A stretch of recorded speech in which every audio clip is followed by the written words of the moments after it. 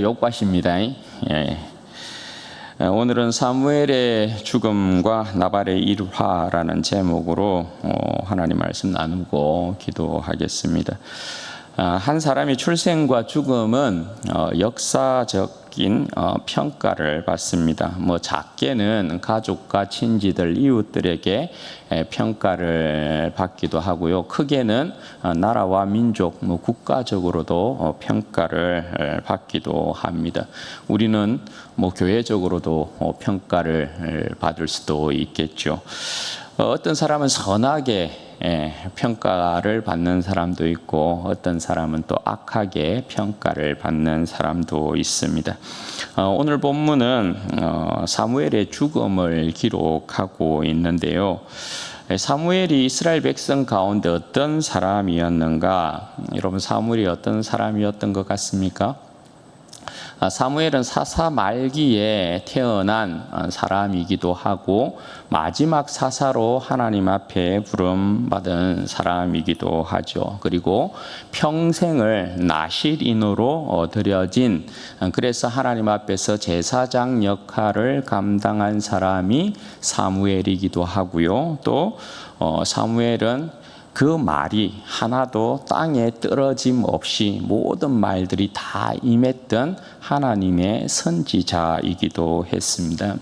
암울한 시대에 그 백성 가운데 빛을 비추고 말씀을 잃어버리고 삶의 방향을 잃어버린 백성들에게 다시금 생명의 말씀을 들리고 삶의 방향을 찾게 만들었던 사람이 사무엘이었습니다. 그리고 모세와 더불어 하나님의 나라를 새롭게 하고 새로운 역사를 도래시킨 사람이 바로 사무엘입니다. 사무엘은 이스라엘의 민족적으로 국가적으로 굉장히 큰 위상을 가지고 있는 사람이라고 할 수 있습니다. 여러분, 하나님께서 모세를 통해서 세우신 나라는 하나님께서 직접적으로 그 백성을 다스리는 신정국가라고 할 수 있죠. 그런데 이 신정국가의 형태가 사무엘을 통하여서 왕정시대로 바뀌게 되지 않습니까? 그렇게 새로운 시대를 열고 이스라엘의 초대 왕으로 기름 부어 세웠던 사람이 사울이었고, 그 사울을 하나님께서 버리심으로 말미암아 사울을 패하고 그 다음으로 기름을 부어서 이스라엘 왕으로 삼은 사람이 다윗이었습니다. 사무엘은 모세와 버금가는 사람이라고 할 수 있습니다. 예레미야 15장에 보시면 하나님께서 이스라엘의 패악에 대하여서 그 뜻을 돌이키지 않으심을 말씀하는데, 그 가운데 어떤 말씀이 있냐면, 비록 내 앞에 모세와 사무엘이 선다 하여도 내가 이 뜻을 절대로 돌이키지 않겠다, 그렇게 말씀하세요. 예레미야 시대는 하나님께서 이스라엘 멸망을 이제 선포하고, 예레미야는 이스라엘의 멸망을 남유다의 멸망까지도 목격한 사람이 예레미야 아니에요.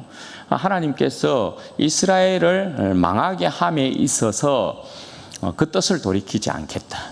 그런데 모세와 사무엘이 내 앞에 서도 내가 절대 뜻을 돌이키지 않겠다, 그렇게 말씀합니다. 이 말은 뭐냐면, 모세와 사무엘은 언약의 중보자란 말입니다. 그러니까 신정국가를 세울 때 첫 나라를 모세를 통하여서 이렇게 하나님께서 세우신 것이고, 왕정시대를 열 때는 사무엘을 통하여서 하나님께서 새로운 역사를 여신 것이에요. 그러니까 모세와 사무엘은 하나님의 새로운 시대를 여는 언약의 중보자들로서, 그러니까 이 말은 하나님께서 이들의 기도는, 웬만한 이들의 기도는 들어주셨다라는 거거든요. 그렇잖아요. 모세의 여러분, 이스라엘 백성이 그렇게 패악질을 했을 때에도 하나님께서 모세가 기도했을 때 이스라엘이 모세의 기도 때문에 살아난 게 한두 번입니까?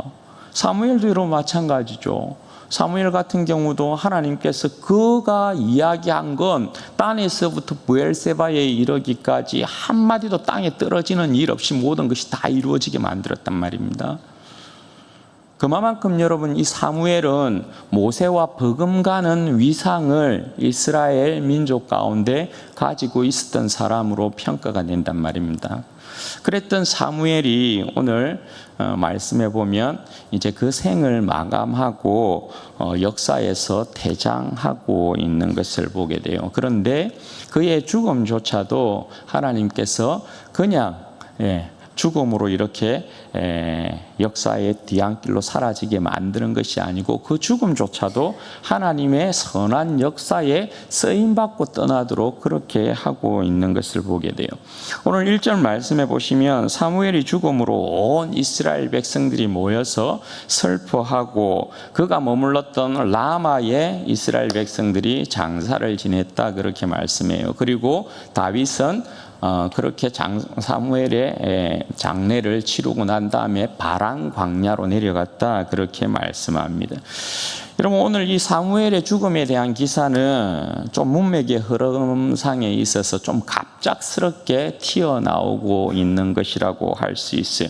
그것도 사무엘의 죽음을 이제 이야기하는데 딸랑 한 줄로 정리를 하고 있단 말이죠. 그런데 왜 하필 이 상황 가운데서 사무엘의 죽음을 이야기하고 있는 것일까 하는 거예요.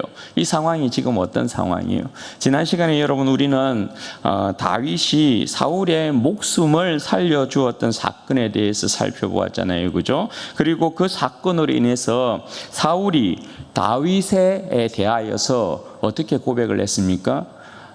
다윗이 자신보다 어렵다라는 것을 고백하고 다윗이 반드시 이스라엘의 왕이 될 것이다 라는 것을 인정해 주었고 그래서 자신의 집안의 후손들도 다 다윗에게 의탁했던 것을 우리가 보았지 않습니까? 이것은 맹세로 이루어진 언약이란 말입니다. 그리고 난 이후에 오늘 사무엘의 이 죽음에 대한 기사를 증거하고 있는 것이에요. 그러니까 사무엘의 죽음에 대한 기사는 지금 그냥 등장하고 있는 것이 아니고 갑작스럽게 등장하고 있는 것이 아니고 다윗과 사울 사이의 언약을 확정하는 도구로 등장하고 있는 거예요. 마치 다윗과 사울 사이에 이루어진 언약이 사무엘의 죽음 앞에서 최종적으로 확정되었다라는 것을 이야기하고 있는 것처럼 그렇게 말씀을 해주고 있는 거예요. 왜 그렇느냐? 여러분 이스라엘의 초대 왕으로 사울을 세운 사람이 사무엘이에요. 그죠? 그리고 하나님께서 사울의 그 악함으로 말미암아 사울을 패하고 다윗을 택하여서 사무엘로 하여금 또다시 다윗에게 기름을 부어서 이스라엘의 왕을 삼습니다. 그러니까 사울도 그러하고 다윗도 그러하고 사무엘이 기름을 부어서 그들을 이스라엘의 왕으로 세웠단 말입니다. 그리고 난 후 지금 사울에 의해서 계속해서 다윗이 쫓기고 있는 상황 아니겠어요? 이 상황은 다윗을 왕으로 인정하고픈 마음이 1도 없는 사울의 모습을 이야기해 주고 있는 것이란 말입니다. 그런데 지난 시간에 엔게디에서 일어난 사건이 큰 전환점이 되어진 거죠. 그동안 다윗을 그 앞에서 이스라엘의 왕이 될 것이라고 단 한 번도 인정하지 아니하였던 사울이 자기의 생명을 살려준 것을 인해서 다윗이 자신보다 어렵다라고 고백하고 네가 반드시 이스라엘의 왕이 될 것이다. 그렇게 사울이 인정했잖아요. 그리고 자신의 집안을 의탁했단 말입니다. 여러분 이 언약에 대한 확정을 그 두 사람에게 기름을 부었던 사무엘의 죽음으로 확정하고 있는 것이란 말입니다. 이해가 되십니까? 그래서 여러분 이 언약은 사무엘의 죽음으로 확정한 것이어서 다윗과 사울 사이에 이루어진 이 언약은 맹세의 언약은 사무엘의 죽음으로 확정된 언약이기 때문에 절대 변개할 수 없어요. 절대 바꿀 수 없단 말입니다.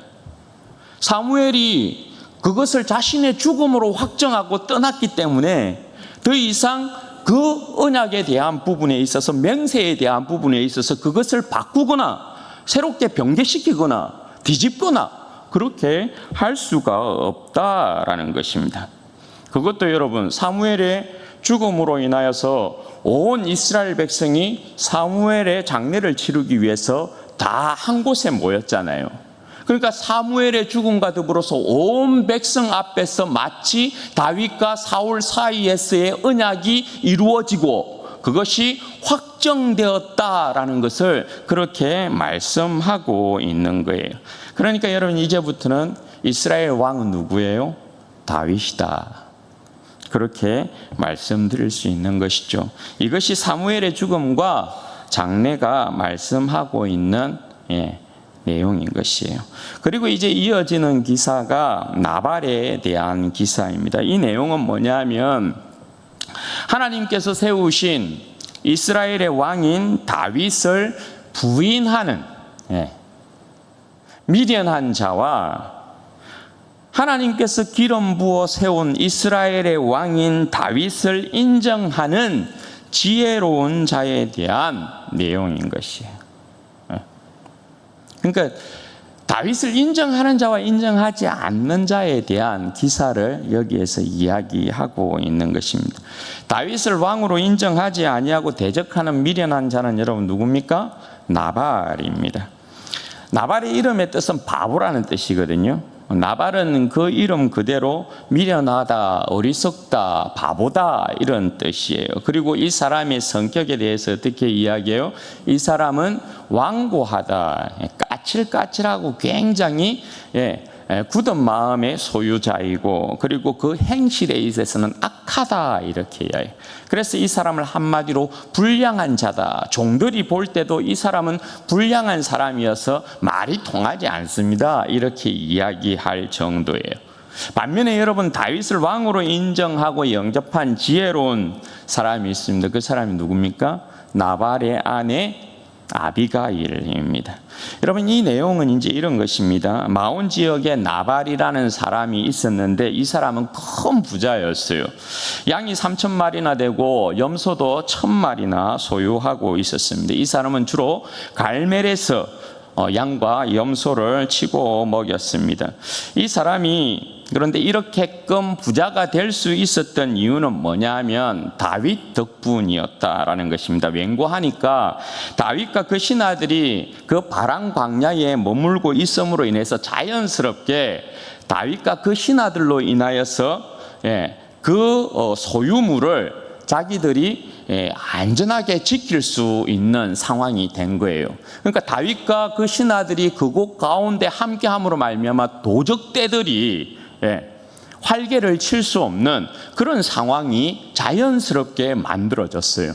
그래서 이 나발의 재산을 정식함에 있어서 다윗과 신하들이 그들의 보호막이 되어 주었단 말입니다. 그래서 나발이 이렇게 큰 부자가 된 것이라고 할 수 있는 것입니다. 이것은 이제 뒤에 보면 나발의 이 종들도 다윗과 그 신하들 덕분에 우리가 이렇게 편안하게 가축들을 먹일 수 있었습니다. 그렇게 이제 고백하는 내용에서도 알 수 있어요. 그런 중에 이제 양털 깎는 때가 되었습니다. 이때는 저들의 소득을 풍성하게 이제 거둘 때를 이야기하는 거거든요. 한마디로 양을 치는 이 사람에게 있어서는 수확의 때를 이야기하는 거예요. 그래서 다윗이 10명의 젊은 신하들을 나발에게 보내서 자신의 이름으로 무난하게 만들고 평강을 그들에게 전합니다. 그리고 자기에게 은혜를 베푼 대로 은혜 받기를 원한다. 좀 네가 이렇게 큰 부자 되었으니까 우리에게도 너의 소득을 좀 나눠달라, 이렇게 이제 이야기를 했던 것이죠. 그런데 사실 여러분, 이 내용은 어떤 내용인 것이에요? 사실은 다윗이 은혜를 구하고 있지만 이건 당연히 다윗이 왕으로서 그 산업을 지키고 보호했기 때문에 나발은 어떻게 해야 돼요? 당연히 백성이고 신하된 입장에서 다윗에게 세금을 바쳐야 되는 것이 당연한 것이라고 할 수 있어요. 그럼에도 불구하고 다윗은 내가 너에게 은혜를 이렇게 베풀었으니까 너도 나에게 은혜를 좀 베풀어다오, 이런 식으로 이제 이야기를 한 거예요. 그런데 나발은 미련한 자란 말입니다. 다윗과 신하들을 모독합니다. 다윗을 여러분 오늘 본문에 보면 어떻게 취급합니까? 덧보잡 취급해요. 듣지도 보지도 못한 잡사람으로 그렇게 다윗을 취급하고 있는 것을 보게 돼요. 근래에 내가 이 소문을 들어보니까 주인의 집에서 도망치는 종들이 많다라고 하던데 그 종들 아니야? 뭐 이런 식으로 다윗을 굉장히 모독하고 있는 거예요. 그 모독을 받고 신하들이 다윗에게로 가서 그 내용을 그대로 이제 보고를 하죠. 다윗이 열받았습니다. 그죠? 그래서 신하 400명을 거느리고 다 칼을 차게 만들어서 나발의 집을 완전히 썰어버리기 위해서 나발의 집으로 이제 향하는 것입니다. 그런 중에 그 장면을 이제 본 그 집안의 하인 중에 하나가 그 일을 누구에게 알려줍니까? 그 여주인 아비가일에게 알려주는 것입니다. 그런데 아비가일은 나발과 다르게 굉장히 지혜로운 여인이죠. 그 말을 듣자마자 화가 우리에게 임할 것이라는 것을 이 아비가일이 알아차렸습니다. 그래서 아비가일이 어떻게 합니까? 급하게 다윗과 그 신하들을 위하여서 떡과 포도주와 양고기와 볶은 곡식과 포도송이와 무화과에 이르기까지 막 이것저것을 풍성하게 준비해서 길을 이렇게 나서게 됩니다. 그리고 다윗과 그 신하들을 이제 만나게 되는 거죠. 아비가일이 다윗을 만나자마자 나귀에서 내려서 다윗 앞에 납작 이렇게 엎드립니다. 그리고 24절에서 31절까지 아비가일이 다윗에 대하여서 그가 이야기하고 있는 내용인데요. 여러분 이 내용을 보면 아비가일이 굉장히 지혜로운 여인이었다는 것을 우리가 대반에 이렇게 알 수 있어요. 그리고 아비가일의 이 지혜로운 말 때문에 다윗의 마음이 시원해집니다. 복수의 그 마음이 싹 사라져 버리는 것을 보게 돼요. 여러분 내용을 보자면 이런 거예요. 자신의 남편 나발은 그 이름답게 나발이니까 그 사람을 상관치 말라라는 것입니다. 그리고 이 아비가일이 오늘 다윗을 향해 끊임없이 반복적으로 여러분 붙이는 단어가 있어요. 다윗을 부를 때 여러분 오늘 반복되는 표현이 뭐예요? 내주, 내주, 내주, 내주. 계속해서 여러분 반복됩니다. 다윗을 향해 끊임없이 내주라고 이렇게 반복해서 부릅니다. 그러니까 아비가일은 다윗을 이스라엘의 왕으로 인정하고 있는 그런 모습이에요. 다윗을 주라 이렇게 칭함으로 인하여서 아비가일은 그녀의 고백에 있어서도 다윗의 왕대심에 대한 내용으로 가득 채워 놓습니다.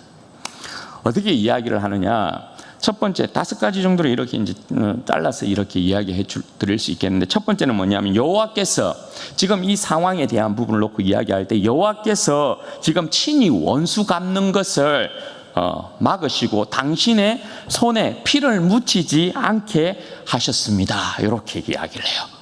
그리고 두 번째는 여호와께서 여호와의 싸움을 싸우는 다윗의 집을 든든히 세울 것이다. 그렇게 이야기해요. 그러니까 여러분 이 고백들을 보면 굉장히 멋져요. 아비가일이 마치 하나님으로부터 계시를 받은 듯 하나님께서 다윗에 대하여서 가지고 있는 그 계획들을 아비가일이 이야기해줘요. 오늘 여러분 누구의 싸움을 싸우는 다윗이라고요? 여호와의 싸움을 싸우는 다윗의 집을 든든히 세울 것이다. 그렇게 이야기한다고요. 다윗과 여러분 사울과 너무 비교되잖아요. 사울은 자신의 집을 세우기 위하여서 자신의 왕국을 위하여서 자기를 위해서 싸운 자인데 아비가일은 오늘 다윗을 이야기할 때 어떻게 이야기한다고요? 여호와의 싸움을 싸우는 다윗의 집을 든든히 세울 것이다. 이렇게 이야기를 하고 있다는 거예요. 그리고 세 번째, 다윗의 생명은 여호와께서 생명싸개에 싸서 원수들로 하여금 결단코 다윗을 이기지 못하도록 하실 것이다. 오히려 그 원수들을 하나님께서 집어 던질 것이다. 그렇게 이야기를 하고 있어요. 그리고 네 번째는 다윗이 반드시 하나님의 선하신 뜻에 따라 이스라엘의 왕이 될 것입니다. 네. 이스라엘의 왕이 될 것입니다. 그렇게 이야기해요.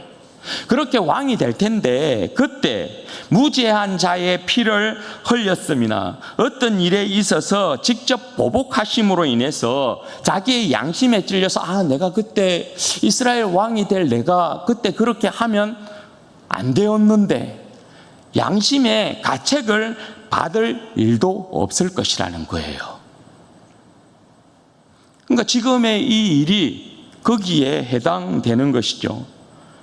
그리고 마지막으로 여러분 아비가일이 어떻게 이야기합니까? 그때가 이르면 자신을 생각해 달라라는 거예요. 그러니까 이 내용은 아비가일이 하나님께서 다윗을 향하여 가지고 있는 그 뜻에 대한 그 계획에 대한 내용을 그대로 이야기하고 있다고 해도 과언이 아닌 것이에요. 얼마나 여러분 이 아비가일이 지혜로운 여인이에요. 그래서 다윗이 아비가일의 이 말을 듣고 얼마나 기뻤는지 몰라요. 그래서 여러분 다윗의 반응이 어떻습니까? 먼저 아비가일을 자신에게 보내서 자신을 영접하게 한 하나님을 찬양합니다. 그리고 그녀의 지혜를 칭찬합니다. 왜냐하면 그녀의 지혜로운 이 말 때문에 다윗이 직접 보복함을 통하여서 자기 손에 피를 묻히게 되는 이 상황을 아비가일이 막아준 거고 또 그 집안 전체를 아비가일이 살린 것이란 말입니다.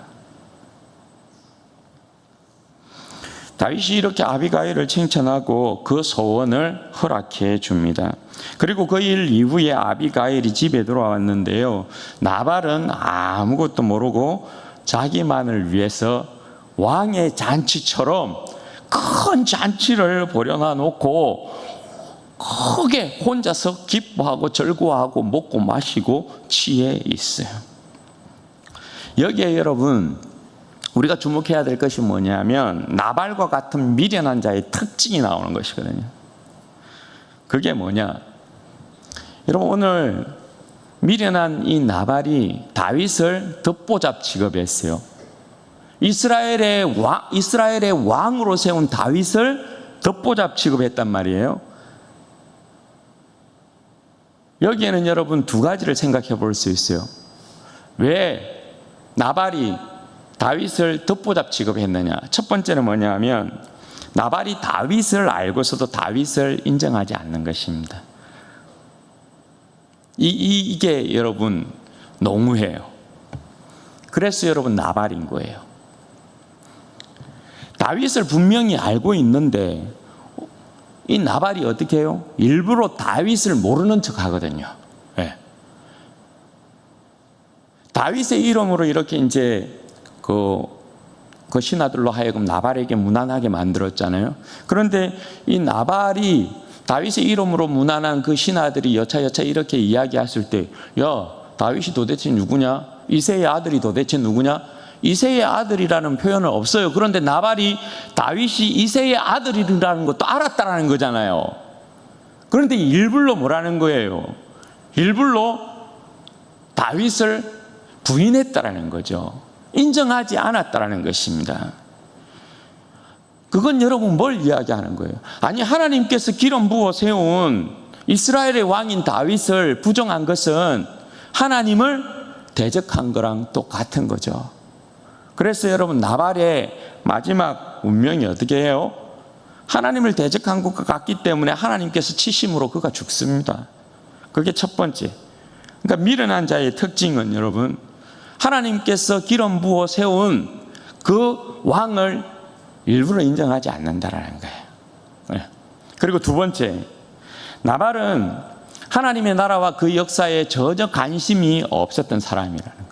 미련한 자의 특징 가운데 두 번째가 이거예요. 미련한 자들은 절대 하나님의 나라와 그의 역사에 대해서 관심을 갖지 않는다는 것이에요. 여러분 오늘 우리가 나발이 다윗에 대하여서 듣보잡 취급했을 때 액면 그대로 나발이 뭐 몰랐다 쳐요. 그런데 여러분, 나발이 여러분 어떻게 모를 수가 있죠? 나발이 모를 수가 없단 말입니다. 왜냐하면 같이 살았던 아비가일은 어떻게 다윗을 알았을까요? 그렇죠? 아비가일은 다윗의 소식을 들었을 때 다윗을 영접하지 않은 그 죄에 대한 부분에 있어 이거 큰일이구나 그렇게 생각하고 다윗을 영접하러 갔단 말입니다. 그리고 다윗에 대하여서 하나님께서 다윗에게 뜻하고 다윗에게 계획하신 그 모든 것들을 자기가 알고 있는데 그렇게 이야기를 하고 있다고요. 그런데 어떻게 같이 산 나발이 다윗에 대한 소식을 모를 수가 있냐 말입니다. 그럴 수가 없단 말입니다. 그런데 여러분, 이 모습은 이 나발이 자기가 의도적으로 세상이 흘러가는 부분에 있어서 거기에 관심을 딱 껐다라는 것을 볼 수 있죠. 그렇게 생각해 볼 수 있죠. 그런데 여러분, 이런 자세는 올바르지 않죠. 왜냐? 하나님의 백성이잖아요. 하나님의 백성은 반드시 하나님의 나라와 그 역사에 대한 관심을 가져야 되는 거죠. 하나님께서 어떻게 그 나라를 경영하고 있는지, 하나님께서 어떻게 그 나라의 역사를 이루어가는지를 관심을 가져야 되죠. 그게 여러분 지혜로운 자란 말입니다. 그런데 오늘 나발은 여러분 어떤 자였다고요? 하나님의 나라와 역사에 대해서 관심을 가지지 아니하고 자기 배만을 위해서 살았던 사람이라는 거예요. 그래서 그가 보인 모습이 뭐라고요? 자기 자신을 위해 왕의 잔치처럼 잔치를 배설하고 그렇게 자신을 위해서 먹고 마셨단 말입니다. 그래서 여러분 그 결과가 뭐라고요? 그 결과가 아비가일의 말을 듣고 이가 막 아무것도 모르고 그렇게 취해서 그 밤을 보냈잖아요. 그리고 다음 날이 되어서 아비가일이 술에서 이제 딱 깬 그 나발에게 여차여차 이러한 일이 있었습니다. 이렇게 이야기를 했잖아요. 그 이야기를 들은 나발이 여러분 어떻게 했다고요? 낙심했다고요.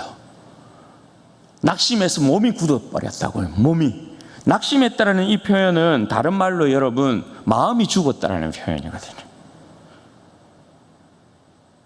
아비가일로부터 자신의 아내로부터 나발이 그 밤새 이루어진 그 사건에 대한 것들을 듣고 그가 마음이 죽어버렸어요. 그 전날까지 여러분 자기를 위해서 먹고 마셨던 사람이에요. 왕의 잔치처럼 자기를 위해서 잔치상을 배설하고 먹고 마셨던 사람이란 말입니다. 그런데 다윗의 이야기를 듣고 이 사람이 어떻게 했다고요? 마음이 죽어버렸다고요. 그러니까 여러분 보십시오. 마음이 죽었다라는 건 소망이 사라졌다라는, 생명의 소망이 없었다라는 거예요. 생명의 소망이 없이 그렇게 살다가 10일 뒤에 어떻게 돼요? 하나님께서 그를 치심으로 죽어버려요. 자기를 위해 왕의 잔치를 배설했던 그 기쁨과 즐거움은 어디로 가고 10일 동안 끙끙 앓다가 아무런 소망을 가지지 못하고 죽어요. 그게 여러분 미련한 자의 특징이에요. 자기의 운명이 어떻게 될지 모르고 그냥 먹고 마셔요. 세상 가운데서 자기를 위해서 먹고 마시다가 심판에 이르러서 죽어요. 아무런 소망도 가지지 못하고 죽어요.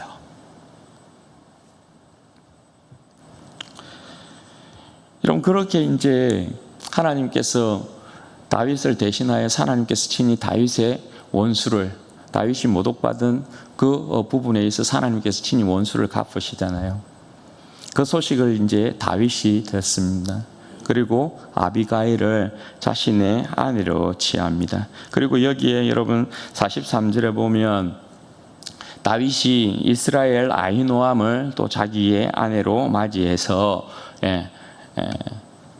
두 아내를 이제 얻게 된 내용을 기록하죠. 이 내용은 뭐냐면 다윗의 집안과 자손이 이 두 아내로 인하여서 어떻게 번성해 나가는가에 대한 부분을 이렇게 이야기하는 거예요.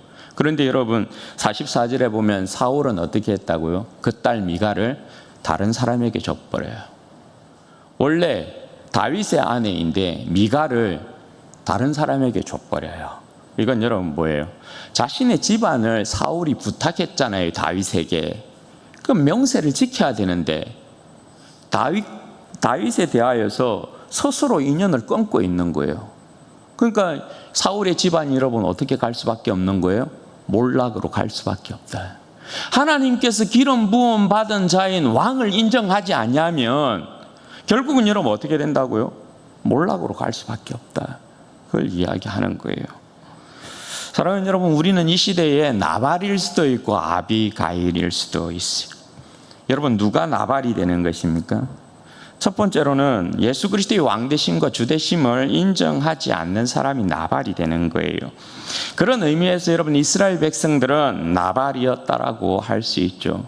하나님의 아들을 알아보지도 못했고 영접하지도 않았고 오히려 십자가에 못 박아 죽였기 때문에 그런 것입니다.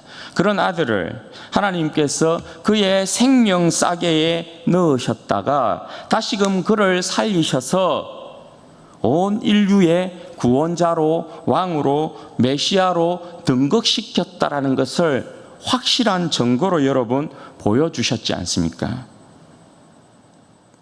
예수 그리스도를 통해서 하나님의 나라를 그 아들의 죽음과 부활을 통하여서 온전히 세우셨다라는 것을 여러분 보여주었지 않습니까? 그럼에도 불구하고 저들은 나발의 후손답게 그 일까지도 부인하고서 예수님을 지금까지도 부인하고 있어요. 그러니까 나발 중에 나발이라고 할 수 있죠. 여러분, 이 시대의 사람들 마찬가지 아니겠습니까? 예수 그리스도의 십자가의 죽음과 부활을 통해서 확실하게 하나님께서 증거를 주셨음에도 불구하고 예수 그리스도의 왕되심과 주되심을 인정하지 않습니다.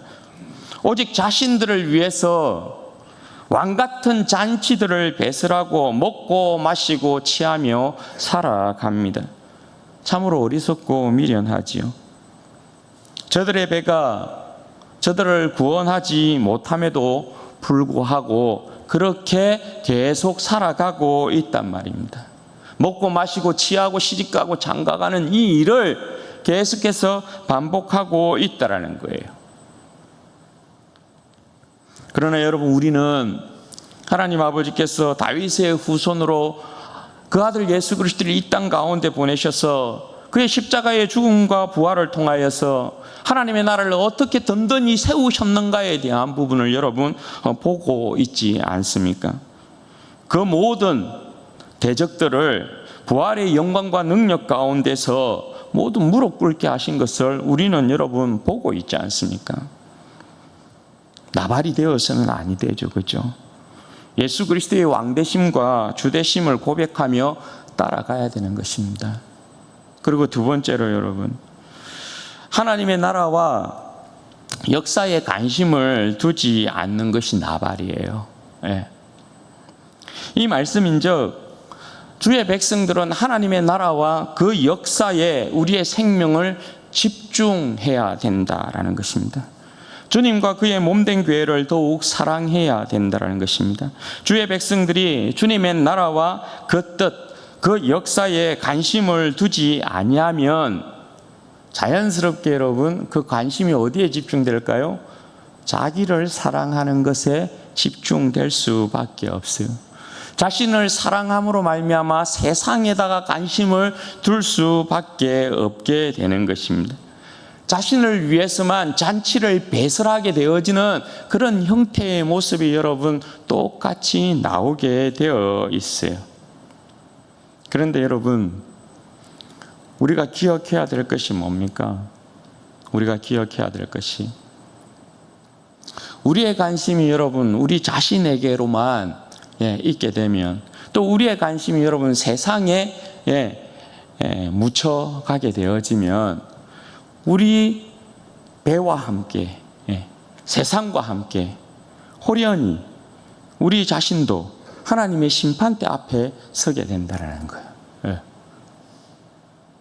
세상의 이 역사 같은 경우에도 세상의 역사 같은 경우에도 이 세상의 역사는 하나님의 거대한 역사 가운데 봉사하기 위해서 사용되어지는 것이에요. 그러므로 여러분, 주의 백성들은 항상 하나님의 이 거대한 역사, 하나님의 나라와 그 거대한 역사에 항상 관심을 둬야 해요.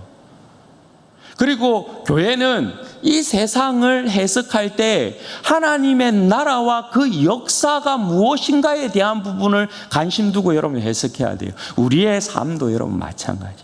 우리 개인의 삶도 여러분 마찬가지예요. 내 삶을 무엇으로 해석하는가? 내가 하나님의 나라와 그 역사 안에 있는 한 사람이라는 것을 여러분 기억해야 해요. 그래서 우리 자신을 믿음의 사람으로 여러분 해석해내는 것이 중요해요.